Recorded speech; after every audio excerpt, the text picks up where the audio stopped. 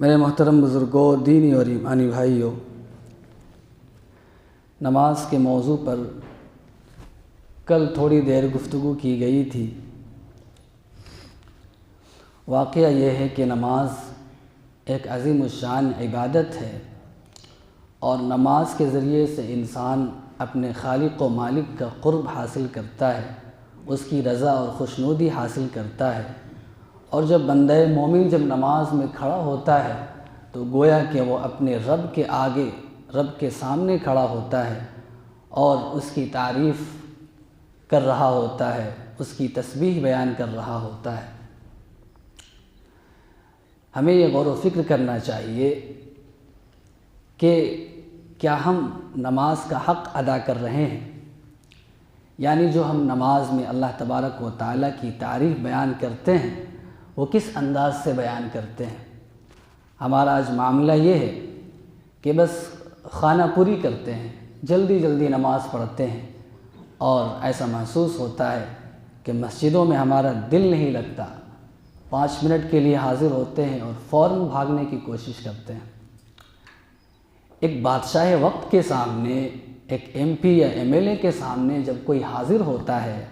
اور اس سے کوئی چیز حاصل کرنا چاہتا ہے تو بڑے تواضع کے ساتھ، انکساری کے ساتھ ہاتھ باندھے کھڑا ہوتا ہے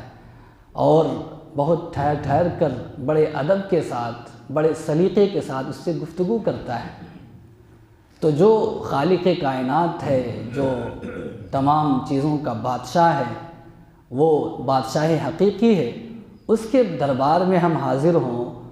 اور جیسے تیسے اس کی تعریف کریں، جلدی جلدی اس کے سامنے گفتگو کریں، تو کیا وہ راضی ہوگا؟ دنیا کا کوئی بادشاہ اس بات سے راضی نہیں ہو سکتا، بلکہ وہ اپنی توہین سمجھے گا، اپنی گستاخی سمجھے گا کہ اسے بات کرنے کی تمیز نہیں، کہ جلدی جلدی کوئی بات پیش کر رہا ہے۔ تو وہ اللہ کیسے راضی ہو سکتا ہے جس نے تمام کائنات کو، تمام انسانوں کو پیدا فرمایا ہے؟ تو نماز کے سلسلے میں بنیادی چیز ہمیں یہ سمجھنی چاہیے کہ نماز کو تمام آداب، تمام شرائط کی رعایت رکھتے ہوئے ادا کرنی چاہیے، انتہائی سنجیدگی کے ساتھ، سکون کے ساتھ، ٹھہر ٹھہر کر ایک ایک رکن کو بہت آسانی، بہت سنجیدگی کے ساتھ ادا کرنی چاہیے۔ جہاں نماز کے اندر بہت ساری شرطیں ہیں، فرائض ہیں، وہاں ایک چیز یہ بھی ہے کہ تعدیل ارکان، یعنی ہر رکن کو رک رک کر، ٹھہر ٹھہر کر ادا کرنا، اس کو فقہا نے واجب قرار دیا ہے۔ یعنی ایک رکوع کے بعد دوسرا رکوع، ایک رکوع سے اٹھنے کے بعد سجدے میں جانے سے پہلے آدمی کھڑا ہو،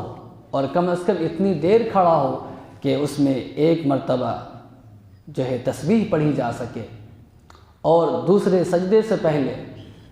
قومہ کرنا، جلسہ کرنا، یعنی اتنی دیر ٹھہرنا کہ جس میں ایک مرتبہ کم از کم تسبیح پڑھی جا سکے، اور اس کو واجب قرار دیا ہے۔ ہم یہ دیکھتے ہیں کہ لوگ جلدی جلدی سجدہ کرتے ہیں اور جلدی جلدی رکعتیں پوری کرتے ہیں، تو اگر کوئی ایک سجدہ کیا اور فوراً ٹھیک سے بیٹھا بھی نہیں اور دوسرے سجدے میں چلا گیا تو اس کی نماز نہیں ہوئی، اس لیے کہ اس نے واجب کو ترک کر دیا۔ اور جب واجب چھوٹ جائے تو حکم ہے کہ سجدہ سہو کرو، سجدہ سہو لازم آتا ہے، اور اگر سجدہ سہو بھی نہیں کیا تو آپ کی نماز نہیں ہوئی۔ تو نماز میں جہاں یہ شرط ہے کہ بدن پاک ہو، کپڑے پاک ہوں، نیت کا استحضار ہو، قبلہ رخ ہو، اسی طریقے سے اس بات کی بھی نماز کے اندر یہ فرض ہے، یہ شرط ہے کہ نماز کو تعدیل ارکان کے ساتھ ٹھہر ٹھہر کر ادا کیا جائے۔ اور نماز میں جب ہم اللہ سے گفتگو کرتے ہیں تو یہ بھی ضروری ہے کہ ہم جو بات اللہ کے سامنے پیش کر رہے ہیں اس کا مفہوم سمجھیں، اس کا مطلب سمجھیں، اس کا ترجمہ سمجھیں۔ تو فقہا نے یہ بیان فرمایا ہے کہ نماز کا حق یہ ہے کہ اس کو تمام شرطوں کے ساتھ، تمام آداب کے ساتھ، انتہائی سنجیدگی اور وقار کے ساتھ، سکونت کے ساتھ نماز پڑھی جائے۔ اور نماز کے بارے میں یہ بات آپ کو معلوم ہے کہ کسی بھی صورت میں نماز معاف نہیں ہے۔ نماز اگر بیٹھ کر، کھڑے ہو کر نہیں پڑھ سکتا، بیٹھ کر پڑھنے کا حکم ہے، بیٹھ کر نہیں پڑھی جا سکتی تو لیٹ کر اشارے سے پڑھنے کا حکم ہے۔ نماز کی اہمیت سے ہم واقف نہیں، یا نماز کی اہمیت کا یقین ہمارے دل میں نہیں ہے، یہی وجہ ہے کہ آج ہماری مسجدیں خالی ہوتی ہیں اور ہفتے میں صرف ایک دن مسجدیں بھرتی ہیں۔ بے شمار واقعات صحابہ کرام کے، حضور اکرم صلی اللہ علیہ وسلم کے آپ سنتے رہتے ہیں۔ حضرت عمر فاروق رضی اللہ تعالی عنہ کے بارے میں یہ نقل کیا گیا، یہ بیان کیا گیا کہ نماز کی حالت میں ان کے اوپر حملہ ہوا ابو لؤلؤ مجوسی کے ذریعے سے۔ اس نے آپ پر 3-4 وار کیے، جس کی وجہ سے آپ کا شکم مبارک پھٹ گیا، آپ بے ہوش ہو گئے۔ جب آپ کو ہوش آیا تو آپ نے سب سے پہلے یہی سوال کیا کہ کیا نماز ہو گئی؟ حضور اکرم صلی اللہ علیہ وسلم کے بارے میں بھی آپ نے سن رکھا ہوگا کہ آپ نمازوں کی بڑی پابندی کیا کرتے تھے، اور اگر ایک معمولی سی آندھی اور طوفان بھی آیا کرتا تھا تو آپ مسجدوں کا رخ کیا کرتے تھے، آپ مسجدوں میں حاضری دیا کرتے تھے۔ اور آپ کی تنہائی اور انفرادی نماز کا حال یہ بیان کیا گیا کہ آپ لمبی لمبی نمازیں پڑھا کرتے تھے، لمبا قیام، لمبا قومہ اور لمبے لمبے سجدے اور رکوع ہوا کرتے تھے، یہاں تک کہ آپ کے قدم مبارک میں ورم آ جایا کرتا تھا، سوجن آ جایا کرتی تھی۔ پوچھا گیا کہ اے اللہ کے نبی صلی اللہ علیہ وسلم، آپ اتنی طویل نمازیں کیوں پڑھتے ہیں؟ آپ نمازوں میں اتنی مشقت کیوں برداشت کرتے ہیں؟ تو آپ صلی اللہ علیہ وسلم نے جواب دیا، افلا اکون عبدا شکورا، کیا میں اللہ کا شکر گزار بندہ نہ بنوں؟ تو پہلی کوشش تو ہماری یہ ہونی چاہیے کہ نماز کی تمام شرطوں کے ساتھ، تمام فرائض کے ساتھ، تمام واجبات کے ساتھ ادا کیا جائے، اور کسی بھی حال میں نماز کو ترک نہ کیا جائے۔ اگر کبھی کبھی ذہن میں یہ بات پیدا ہو کہ نماز کو جیسے تیسے جلدی جلدی پڑھنے سے بہتر ہے کہ نماز کو پڑھا ہی نہ جائے، تو یہ سمجھنا چاہیے کہ یہ شیطان کی طرف سے ہے، یہ شیطان کی چال ہے کہ انسان کو نماز سے روکنا چاہتا ہے۔ تو بقدر ہمت اور بقدر استطاعت جیسی بھی ہو سکے مسجدوں میں حاضری دینی چاہیے اور نماز پڑھنی چاہیے، اور کوشش کرنی چاہیے کہ ہم اپنے نمازوں کو بنائیں، نمازوں کے اندر جو غلطیاں ہو گئی ہیں یا جو ہوتی ہیں اس کی اصلاح کریں۔ تو یہ جو آیت کریمہ میں نے آپ کے سامنے پڑھی ہے، اس کے اندر یہ بات ارشاد فرمائی گئی ہے، اللہ کے نبی صلی اللہ علیہ وسلم کو یہ حکم دیا گیا۔ کل تھوڑی سی بات آئی تھی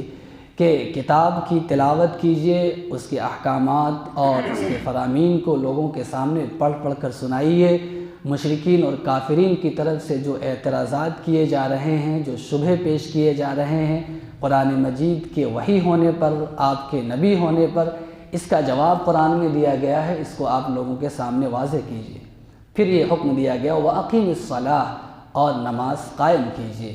تلاوت کتاب اور اقامت صلاۃ کے ذریعے سے آپ طاقت حاصل کیجئے، قوت حاصل کیجئے اور اللہ کی مدد اور نصرت حاصل کیجئے۔ پھر نماز کی ایک خصوصیت، ایک خاصیت اور ایک تاثیر یہ بیان کی گئی کہ ان الصلاۃ تنہی عن الفحشاء والمنکر، کہ نماز بے حیائیوں سے اور منکرات سے لوگوں کو روک دیتی ہے۔ اس آیت کریمہ کی تشریح اور تفسیر میں علامہ شبیر احمد عثمانی رحمۃ اللہ علیہ نے یہ نقل فرمایا ہے کہ نماز کا برائیوں سے روکنا 2 طریقے سے ہو سکتا ہے، یعنی اس کا مفہوم اور اس کا معنی یہ ہے کہ ایک بطریق تسبب نماز لوگوں کو برائیوں سے روکتی ہے۔ تسبب کا مطلب یہ ہے کہ اللہ تبارک و تعالیٰ نے نماز کے اندر فی نفسی ہی یہ صلاحیت اور یہ خصوصیت اور یہ تاثیر رکھی ہے کہ نماز کے ادا کرنے سے، نماز پر پابندی کرنے سے، نماز لوگوں کو برائیوں سے، منکرات سے، بے حیائیوں سے، شرارتوں سے اور بدعمالیوں سے روک دیتی ہے۔ جس طریقے سے دواؤں کی خاص تاثیر ہوتی ہے کہ اگر دوا کو ماہر ڈاکٹر کے مشورے سے متعینہ ایام تک متعینہ رعایت کرتے ہوئے، پرہیز کرتے ہوئے دواؤں کا استعمال کیا جائے تو دوا سے فائدہ انسان کو ہوتا ہے کہ بیماری دور ہو جاتی ہے، بخار ختم ہو جاتا ہے، سردی کھانسی ختم ہو جاتی ہے۔ بالکل اسی طریقے سے سمجھنا چاہیے کہ اللہ تبارک و تعالیٰ نے نماز کو بھی ایک قوی تاثیر دوا بنایا ہے، یعنی یہ دوا ایسی ہے جس کی تاثیر بلا کی ہے، بہت اثر انگیز دوا ہے۔ اگر انسان نماز میں حاضر ہو، نمازیں پڑھے، پابندی کے ساتھ پڑھے، تمام شرطوں کی رعایت کے ساتھ پڑھے، تو پھر اس کی جو خاصیت ہے وہ نکل کر سامنے آتی ہے، اور اس کے اثرات بندوں پر، نمازیوں پر، مصلیوں پر مرتب ہوتے ہیں۔ اس لیے علماء کرام یہ بیان کرتے ہیں کہ اگر انسان 10 دن 11 دن بھی نماز پابندی کے ساتھ پڑھ لے تو پھر بندے کے اندر ایک خاص قسم کی تبدیلی پیدا ہوتی ہے۔ ایک نماز بھی چھوٹ جائے تو پھر بندے کو کراہت محسوس ہوتی ہے، اندر سے ایک تکلیف ہوتی ہے، ضمیر کچوٹی لگاتا ہے کہ ہم نے غلط کام کیا، ہم نے نماز چھوڑ دی، یہ بہت بڑا جرم کیا۔ تو اگر آدمی 11 دنوں تک یا 20-22 دنوں تک یا 40 دنوں تک ایک خاص ایام کو متعین کر کے بتایا جاتا ہے، تو اگر خاص ایام تک، متعینہ ایام تک پابندی کی جائے نمازوں کی، تو اللہ تبارک و تعالیٰ اس کے اندر، اس کی نماز میں تاثیر ڈالتے ہیں، اور نماز انسانوں کو بے حیائیوں سے اور برائیوں سے روکنے والی ہو جاتی ہے۔ تو ایک مفہوم اور معنی تو اس کا یہ ہے۔ دوسرا معنی یہ ہے کہ نماز بطور اقتضاء کے لوگوں کو برائیوں سے روکتی ہے۔ اس کا کیا مطلب؟ اس کا مطلب یہ ہے کہ نماز کا تقاضا یہ ہے کہ جو بندہ ابھی مسجد میں حاضر ہوا تھا، پھر مسجد کے باہر گیا، تو نماز کی دعاؤں کا، نماز کے ارکان کا تقاضا یہ ہے کہ اب بندہ مومن گناہ نہ کرے، بدعمالی نہ کرے، جھوٹ نہ بولے، اور دروغ گوئی سے کام نہ لے، دھوکہ نہ دے، فراڈ نہ کرے، اور تمام قسم کی جو چھوٹی اور بڑی معصیتیں ہیں، صغائر اور کبائر ہیں، تمام چیزوں سے بچے۔ یہ نماز کا تقاضا ہے کہ ابھی تو بندہ آیا تھا اور اپنی عاجزی کا، اپنی مسکنت کا اور اپنے چھوٹے ہونے کا اظہار کر رہا تھا اللہ تبارک و تعالیٰ کے دربار میں، اور اللہ کی شہنشاہی کا، اللہ کی طاقت کا، اللہ کی حکمت کا، اللہ کی ذات و صفات کا تذکرہ کر رہا تھا۔ وہ بندہ، اس کو تو یہ چاہیے کہ ابھی تو تم مسجد میں اللہ کی صفات بیان کر رہے تھے، اور ابھی تم آ کر کے جھوٹ بولنے لگے، ابھی آ کر گناہ کرنے لگے، ابھی مسجد سے باہر نکل کر لوگوں کو دھوکہ دینے لگے، تو ایسا نہیں ہونا چاہیے۔ یہ نماز کا اقتضا ہے۔ تو ایک بطریق تسبب نماز لوگوں کو برائیوں سے روکتی ہے، اور ایک بطریق اقتضا، یعنی نماز کا یہ تقاضا ہے کہ نماز پڑھنے والا برائیوں سے رک جائے۔ اللہ کے نبی صلی اللہ علیہ وسلم نے مختلف احادیث کے اندر یہ بات ارشاد فرمائی کہ جس شخص کو اس کی نماز نے برائیوں سے نہیں روکا، تو گویا کہ یہ سمجھنا چاہیے کہ وہ اللہ سے اور دور ہو گیا۔ جس شخص کو، ایک دوسری حدیث کے اندر یہ بیان کیا گیا کہ جس شخص کو اس کی برائیوں نے نہیں روکا، تو گویا کہ اس کی نماز ہی نہیں ہوئی۔ حضرت امام جعفر صادق رضی اللہ تعالی عنہ کا بیان یہ نقل کیا گیا کہ انہوں نے یہ بیان فرمایا کہ جس شخص کو یہ جاننا ہو کہ ہماری نماز مقبول ہوئی یا نہیں، تو اس کو یہ دیکھنا چاہیے کہ ہم سے گناہ ہوتے ہیں یا نہیں، یعنی ہم معصیتوں کو چھوڑتے ہیں یا نہیں۔ تو اگر جو شخص نمازی بھی ہو، مصلی بھی ہو، اور پابندی سے نماز بھی پڑھ رہا ہو، اور وہ جرائم کا ارتکاب کر رہا ہو، اور کبائر گناہوں کا مرتکب ہو رہا ہو، اور جھوٹ بول رہا ہو، اور دیگر معصیتوں میں ملوث ہو، تو اس کو یہ سمجھنا چاہیے کہ اس کی نماز نہیں ہوئی، یا اس کی نماز نہیں ہوتی ہے۔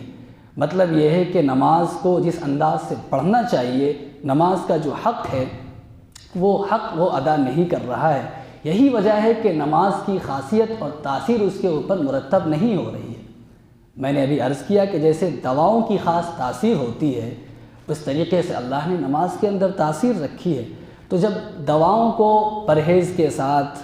اور متعینہ ایام تک استعمال کیا جائے تو اس کا فائدہ ہمیں سمجھ میں آتا ہے۔ بالکل اسی طریقے سے نماز کا معاملہ سمجھ لینا چاہیے۔ تو جس کی زندگی میں تبدیلی نہیں آ رہی ہے، جس کی زندگی کے احوال کی اصلاح نہیں ہو رہی ہے، اور وہ گناہوں سے دور نہیں رہ پا رہا ہے، تو اس کو یہ سمجھنا چاہیے کہ ہماری نماز میں نقص ہے، ہماری نماز میں کمی ہے۔ ضرورت اس بات کی ہے کہ نماز کی اصلاح کی جائے، نماز کو صحیح کیا جائے۔